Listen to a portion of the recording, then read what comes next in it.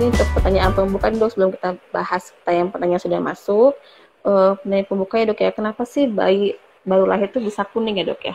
Monggo silakan dokter Lia. Atau mungkin sebelum masuk ke pertanyaan, saya kasih gambaran sedikit dulu mungkin ya. Boleh dok, boleh. Ya. Silakan dok. Ya, baik, silakan dok. Assalamualaikum warahmatullahi wabarakatuh. Ya, apa nih panggilnya? Sahabat Al Fauzan apa? Sahabat sehat Al Fauzan. Iya, sobat sehat dok. Sobat sehat. Iya. Sobat sehat Al Fauzan ya. Jadi topik kali ini sering dibawakan sebetulnya ya mengenai kuning pada bayi ya, terutama mungkin bayi baru lahir. Jadi sebetulnya istilah kuning, kemudian sering juga ikterik bilangnya, kadang juga jaundice, itu kan sebenarnya istilah yang sama gitu. Dan istilah ini menggambarkan kuning yang kita amati pada bayi baru lahir atau neonatus yang nampak pada mata gitu ya, yang kita lihat sendiri. Dan itu penilaian yang bersifat subjektif, sehingga untuk memastikannya karena kan mata kita berbeda-beda ya sensitivitasnya, artinya dokter yang melihat bayi kuning tentunya berbeda dengan yang jarang dan seterusnya. Sehingga dipakai panduan yang objektifnya itu dengan pemeriksaan lab, jadi yang disebut dengan bilirubin kan, jadi dicek kadar bilirubin anemianya ada atau tidak. Jadi sebenarnya kesimpulan dari pembicaraan kita ini, kita tuh harus waspada beberapa hal pada bayi kuning, artinya bukan semua bayi kuning cukup dijemur-jemur saja. Ada beberapa yang perlu kita waspadai. Ini kesimpulan saya ambil di awal karena khawatirnya nanti terlewat nih, nggak ikut sampai akhir. Yang pertama, kapan timbulnya? Kalau dia timbulnya 24 jam pertama, harus segera dikonsultasikan. Biasanya berhubungan dengan hal yang tidak normal. Yang kedua, kita harus menyingkirkan tanda-tanda kedaruratan, apakah bayinya lemas, kemudian malas minum, apakah ada demam, kemudian bayinya nampak tidak bugar atau tidak aktif, kemudian apakah kemudian pada pemantauan 1-2 hari tersebut, misalnya setelah lahir berat badannya turun, ataukah tidak bertambah setelah seminggu dan sebagainya. Nah, ini merupakan tanda-tanda kedaruratan yang harus segera dikonsultasikan. Jadi yang penting pada bayi kuning, kapan sebetulnya timbulnya? Terus berapa lama, dan apakah bertambah atau tidak. Jadi itu yang penting dari bayi kuning. Lalu bagaimana kita mengetahui ini kuning atau enggak? Dari mana? Apakah hanya kita lihat saja? Kan bayi-bayi itu sebetulnya kuning pertama kita lihat ya dokter Sarah ya, dari matanya ya. Cuma kan bayi kecil kadang-kadang jarang membuka mata ya. Kalau bisa nampak sebenarnya di bagian putih mata itu di skleranya nampak kekuningan. Tapi kalau sulit, kita bisa meregangkan di kulit bayi. Jadi kita regangkan seperti ini, sehingga kita kemudian bisa lihat apakah kemudian ketika di tangan dan di kaki kita bandingkan, apakah lebih kuning atau tidak. Dan kemudian kita lihat nih arah kuning itu biasanya dari mata, dari sklera mata, bagian putih mata, kemudian dia akan menjalar sampai ke bawah. Jadi kalau tadinya cuma sampai tangan atau sampai perut, kemudian besok atau beberapa hari kemudian sampai kaki, maka itu menandakan bahwa kuningnya menjadi bertambah. Nah, sebenarnya 60% dari pada bayi ini banyaknya sih pada bayi banyak terjadi pada bayi-bayi cukup bulan, jadi masih normal, masih bisa normal. Bahkan pada bayi prematur bisa sampai 80%. Penyebabnya nanti kita bahas kembali ya. Nanti kita pikirkan sebetulnya apa nih pencegahannya. Nanti ada yang nanya juga ya, sebenarnya apa yang bisa kita lakukan supaya bayi kita atau bayi kerabat kita atau siapa tetangga kita atau keluarga kita jangan sampai kuning. Mungkin sekilas seperti itu ya dokter Sarah. Boleh dibahas pertanyaannya ya sekarang ya. Iya dok. Berarti memang sebenarnya normal dok ya, bayi itu kadang ada yang normal dan tidak dok ya. Cuma yang diwaspadai itu yang malas minum ya dok ya, yang malas minum ya, terus cenderung tidur terus ya dok ya, atau dia jarang nangis ya dok ya. Nah ini ada pertanyaannya sudah masuk dok, kita bahas langsung aja ya dok ya. Boleh.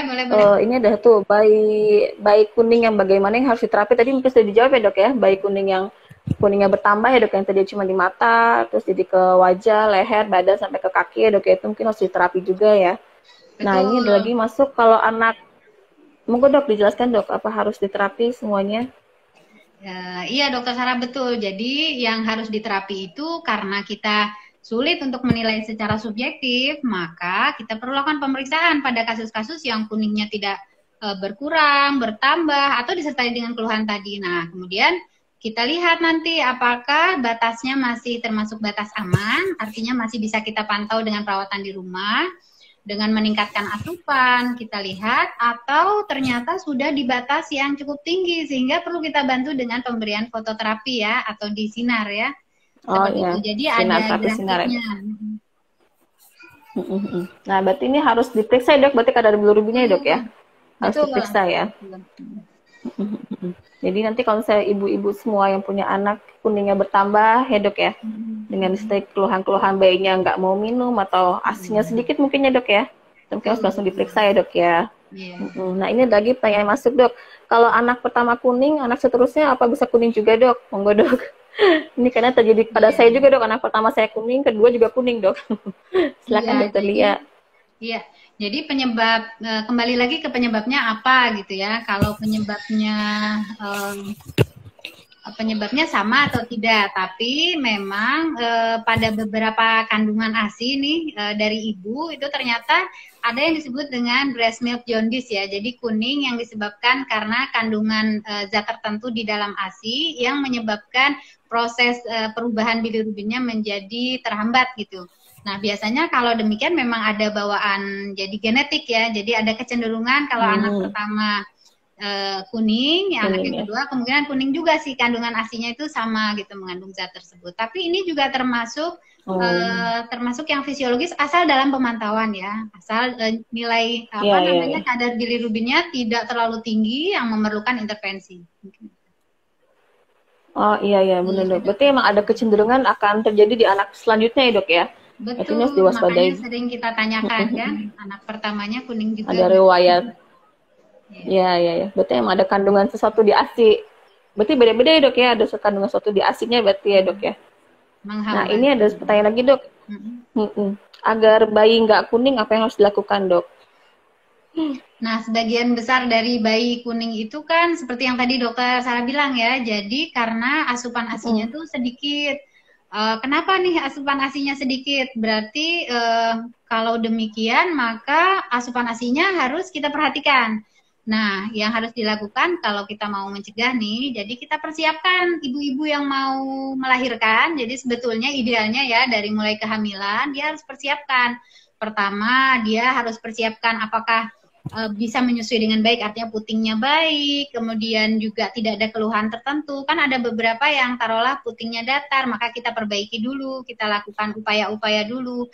Setelah itu kita persiapkan nih kelahirannya, usahakan kita bisa melakukan IMD ya pada bayi baru lahir atau pada bayi kita. Jadi memang ada penelitiannya, jadi bahwa kalau bayi baru lahir dalam 30 menit pertama itu didekatkan dengan ibu, jadi ada skin to skin contact, walaupun dia tidak menyusui secara langsung, tapi itu ternyata bisa meningkatkan asupan ASI pada bayi. Jadi baik refleksnya baik, kemudian produksi ASI-nya juga baik. Nah setelah itu yang harus dilakukan memang walaupun memang banyak kendalanya ya, jadi kita usahakan si bayi ini rawat gabung dengan ibu, sehingga ibu walaupun di hari pertama itu bisa secara intens menyusui bayi. Jadi walaupun kandungan ASI-nya masih sedikit, yang memang kebutuhannya memang masih sangat sedikit ya pada bayi baru lahir, tapi hisapan dari bayi itu membuat produksi ASI pada hari kedua, ketiga itu sudah cukup banyak gitu. Nah sayangnya seringkali ini terlewatkan sehingga produksi ASI-nya ini menjadi sedikit di hari pas pulang, jadi pas hari kedua ketiga. Nah otomatis apakah ditambah sufor ataukah yang lain mungkin, sehingga ASI-nya kurang banyak, kemudian akhirnya karena asupan ASI-nya sedikit, maka harusnya itu kan asupan ASI itu masuk ke usus, dia yang membuat si bilirubin ini menarik ke feses, menarik keluar si feses.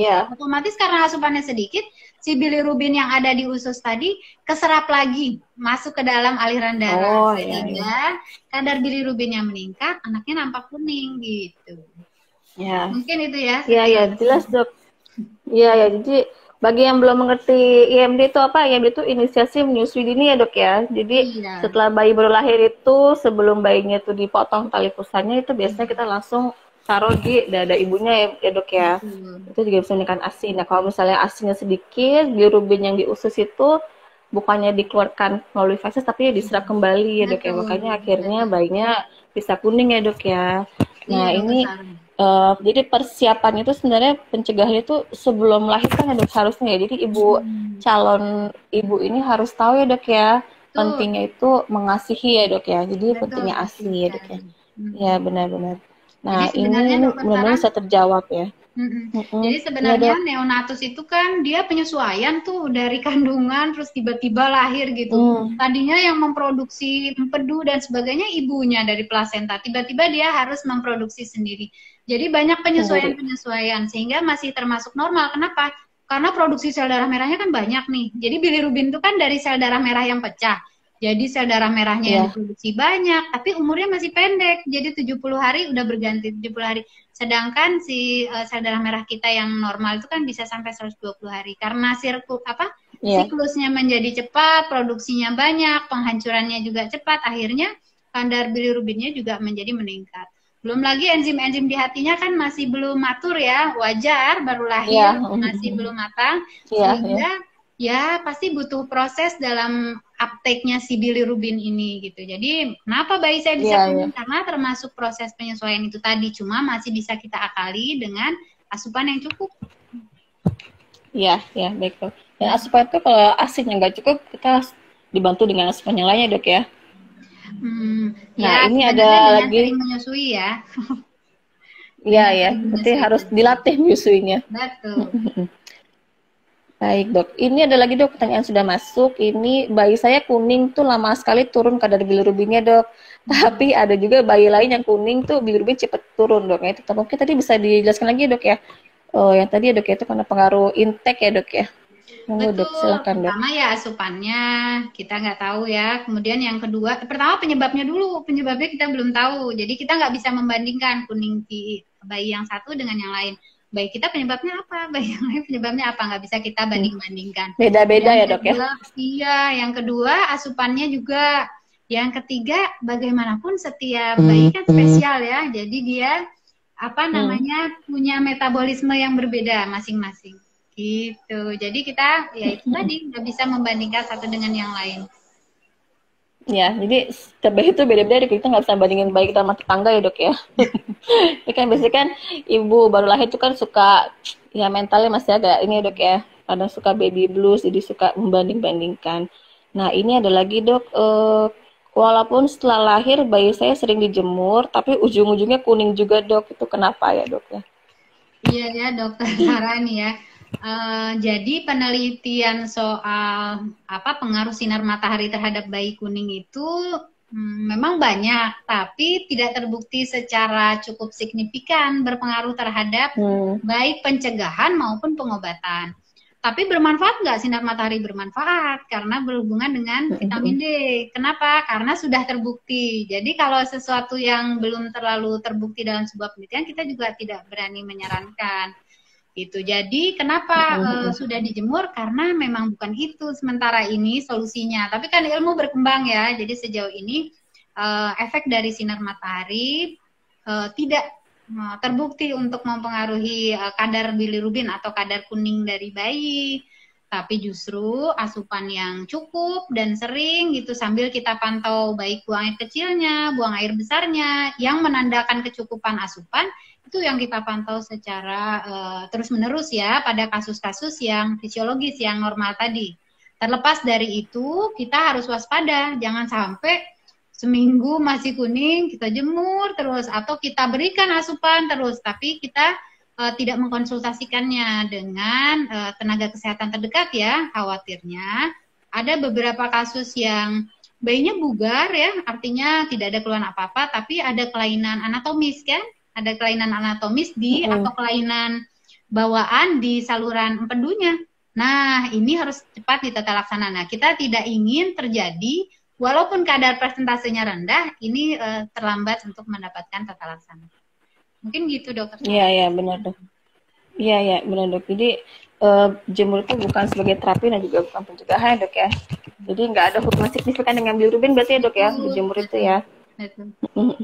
Tapi tetap harus konsultasi ke dokter anak dan harus periksa kadar bilirubinnya dok ya. Nah ini ada lagi dok, ini agak panjang pertanyaannya.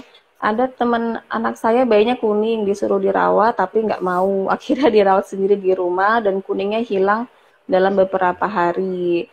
Apa nggak semua bayi kuning harus diterapi sinar ya dok? Monggo dokter Lia. Ya, itu tadi kan Dokter Sarah. Jadi kalau misalnya batas Iya, ya. umurnya nggak diambang yang harus mendapatkan fototerapi, maka dengan pemantauan, dengan kemudian kita berikan minum atau asupan yang cukup, maka harapan kita ya dia akan turun sendiri.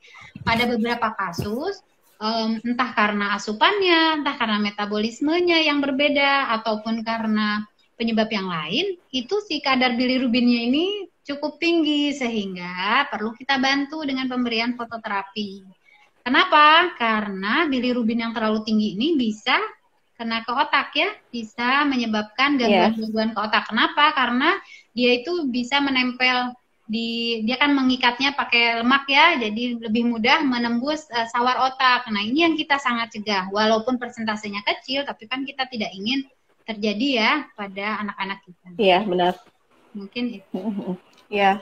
Benar dok ya, berarti emang nggak semuanya harus dirawat ya dok ya, tapi yang sekiranya dikhawatirkan ya dok ya, nanti mungkin juga harus diperiksa ulang sama dokter anaknya ya dok ya, nanti dievaluasi semuanya. Nah ini ada pertanyaan masuk dok dari DM Instagram, kalau misalnya ASINya banyak, bayinya kuning tuh kenapa ya dok ya? Monggo dok. Nah, itu dia. Ini bayi saya ASINnya banyak tapi tetap kuning, anak pertama gitu katanya. Oke. Silakan dok. Ya, jadi pertama tadi kita harus tahu dulu kuningnya terjadi pada usia berapa. Itu yang pertama. Yang kedua, kalau kita harus evaluasi nih, kalau ASINya banyak, kira-kira yang masuk ke bayinya cukup enggak gitu. Artinya perlekatannya cukup baik enggak? Cara menyusui benar atau tidak. Dari mana taunya? Biasanya pas kontrol kita lihat apakah berat badannya sesuai dengan yang disampaikan ibu, apakah ibunya kan bilang ASINnya banyak. Tapi kalau perlekatannya kurang baik, jadi dia banyak hanya ngencup-ngencup gitu ya, jadi yang tersedot atau terminum oleh bayinya sedikit, itu juga akhirnya bisa menyebabkan asupan yang masuk ke bayi juga sedikit. Jadi harus dievaluasi kembali kejadiannya itu pada usia berapa, kemudian apakah efektif nih ASI yang banyak ini diterima oleh bayi, karena permasalahan yang paling sering adalah cara menyusui yang kurang tepat. Makanya tadi konseling antenatal ya, jadi konseling saat kehamilan itu sangat penting. Mungkin itu. Iya. Ini memang harus konsultasi laktasi ya dok ya, ini ya. Sebelum melahirkan dan sesudah melahirkan ya. Betul. Ya benar dok. Nah ini juga pertanyaan dok, bayi kuning yang harus langsung dikonsultasi, bayi kuningnya berapa jam dok lahir? Berapa jam munculnya dok setelah lahir? Ya tadi udah kita bahas. Jadi tanda yang harus kita waspadai nih, kesimpulan dari kegiatan ini ya, acara ini, pertama kalau bayinya itu kuning di 24 jam pertama setelah lahir, itu harus segera. Yang kedua, kalau disertai dengan keluhan-keluhan lain, seperti, jadi bayinya tuh bukannya bugar, aktif seperti biasa, tapi ada yang mengganggu ibu lah ya, nampaknya lemas, malas minum, kemudian kencingnya kok jarang, kemudian apalagi disertai kok demam ya.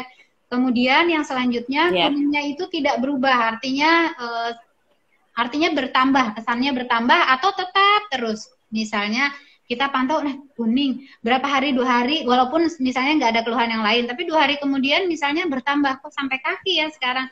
Nah itu harus segera dikonsultasikan. Mungkin beberapa tanda yang penting gitu ya, selain yang mungkin ada yang darurat lain yang udah jelas lah pasti kita bawa ke pelayanan kesehatan terdekat mungkin. Iya. Ya benar. Berarti itu ya dok intinya kurang dari 24 jam ya dok ya, harus langsung diwaspadai. Terus tadi gangguan tadi ya dok ya, malas minum, tidur terus ya, kencingnya sedikit ya dok ya. Betul. Oke, siap benar. Nah ini ada lagi dok, batas kadar bilirubinnya normal berapa ya dok ya? Nah, batas kadar bilirubin normal itu berbeda-beda ya. Cuma yang paling standarnya adalah dengan melihat grafiknya. Jadi ada grafik yang dibuat yang membuat kita batasan untuk fototerapi itu berapa atau di sinar itu berapa.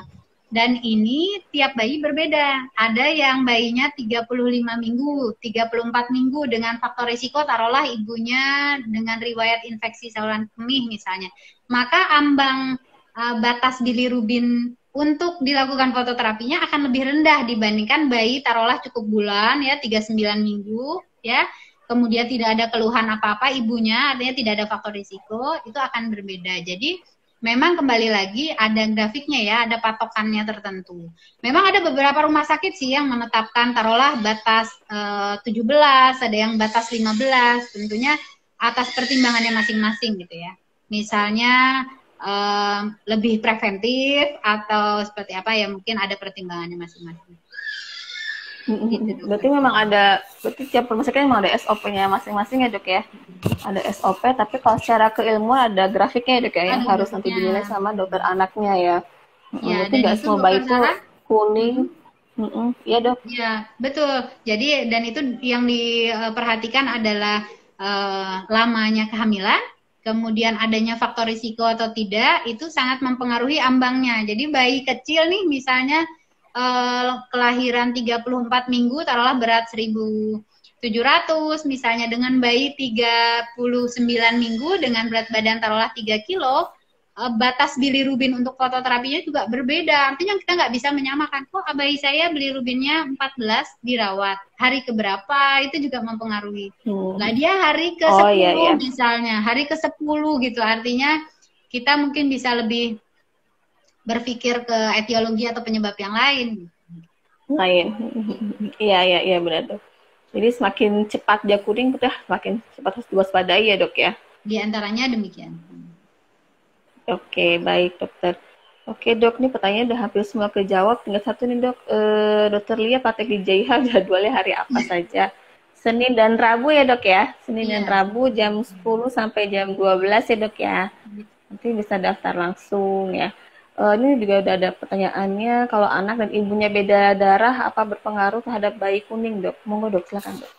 Ya betul, jadi salah satu penyebab kuning pada bayi yang patologis ya, itu disebabkan karena hemolisis. Jadi apa ya, adanya pecah darahnya. Jadi karena perbedaan golongan darah antara ibu dan bayi. Biasanya kalau ada perbedaan resus atau golongan darah ibunya O, kemudian anaknya A, makanya sering ditanyakan, misalnya bayi kuning nih masih dirawat, biasanya dia timbulnya cepat. Jadi biasanya mungkin 24 jam pertama atau 1 hari, tapi kuningnya cepat sekali mengalami peningkatan. Jadi teriknya biasanya itu kita curigai bawaan dari di antaranya golongan darah atau ada faktor-faktor yang patologis lain. Gitu. Jadi biasanya khasnya itu di awal kuningnya. Berbeda dengan breast milk jaundice atau breastfeeding jaundice, itu dia biasanya setelah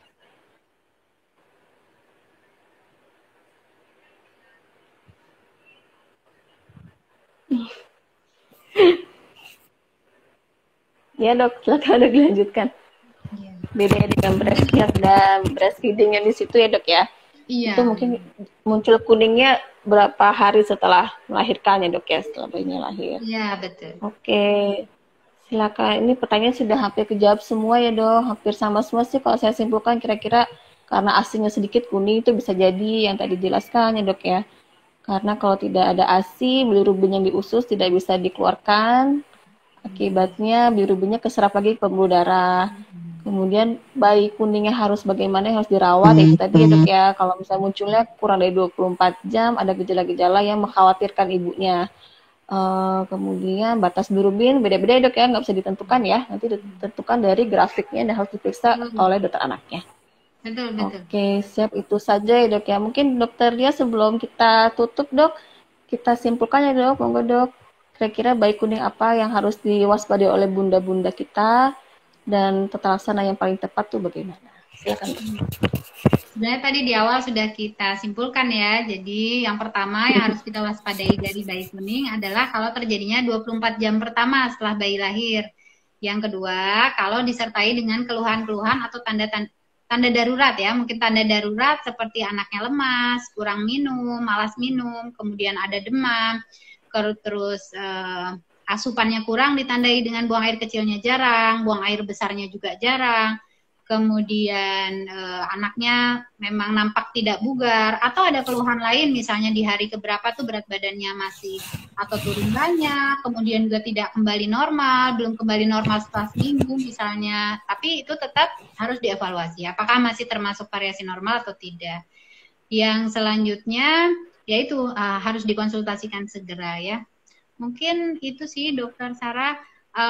Terakhir mungkin kita kan banyak belajar nih Dokter Sarah dari medsos ya. Jadi prinsipnya apa nih, sahabat sehat Al Fauzan nih semuanya harus selalu belajar lah ya, selalu belajar, karena ilmu itu baik dari kita dokter anak nih ataupun dari semua itu selalu berkembang dan bisa tiap hari. Artinya ucapan kita bisa berubah nih, besok ada penelitian baru gitu. Jadi kita ya harus selalu terbuka lah, artinya kalau dengar sesuatu ibu-ibu jangan kekeh juga. Kita pun kadang-kadang mungkin melakukan maksudnya melewatkan ada ilmu baru yang tersampaikan atau ditemukan. Kemudian kita perlu belajar dari sumber yang tepat ya. Jadi ini medsos nih luar biasa ya. Jadi googling jadi itu jangan kan hoax bisa. ya Dok ya. Kenapa? Iya, berita hoax ya Dok. Ya, artinya kita lihat nih rujukannya dari mana, kira-kira bisa dipercaya atau tidak, dan bisa saling melengkapi gitu semuanya. Artinya bukan ini harus benar, ini yang kita terima ini pasti benar. Kemudian yang selanjutnya, ilmu itu kan kadang-kadang nggak bisa kita terapkan nih. Misalnya udah selesai punya bayi ini, misalnya nggak punya bayi lagi, tapi kan kita nanti mungkin ada kerabat kita, mungkin ada kawan-kawan kita, jadi ya berbagi. Misalnya kita lihat ada yang kuning gitu, anak tetangga dijemur terus, misalnya dijemurnya dengan cara yang kurang tepat, misalnya dibuka seluruh baju dan lama, jamnya juga udah di atas jam 10 misalnya, ya mungkin kita bolehlah dengan cara yang tentunya lebih, dengan cara yang baik ya, dengan akhlak yang baik, mungkin kita mengingatkan. Mungkin itu aja sih, Sarah. Nah, ya, itu penting Dok, karena ilmu itu kan berkembang ya Dok ya. Itu juga bagus untuk diingatkan, jadi biar ibu-ibu itu nggak sempit pandangannya ya Dok ya. Jadi biar tahu kalau nggak kekahan tuh banyak Dok. Apalagi kan ibu sukanya gosip atau ya gitu ya Dok ya.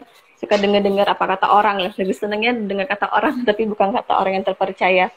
Oke, Dokter Lia, terima kasih banyak Dokter atas partisipasinya Dokter, atas waktunya. Dokter Sarah, saya minta maaf ya kalau ada yang salah dari penyampaian, namanya bicara ya, kadang-kadang mungkin pas ditonton lagi kok ada yang kurang tepat gitu. Artinya ya itu tadi, belajar lagi kita sama-sama. Kalau ada yang benar ya memang dimudahkan oleh diikuti kita bicara ini.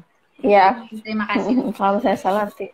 Ya Dokter Lia, terima kasih banyak. Terus waktunya Dok ya, ini saya simpulkan ya Dok ya, bahwa bayi kuning itu ada yang normal dan yang tidak normal, dan yang harus diwaspadai itu yang tidak normal. Yang tidak normal itu biasanya munculnya kurang dari 24 jam ya Dok ya.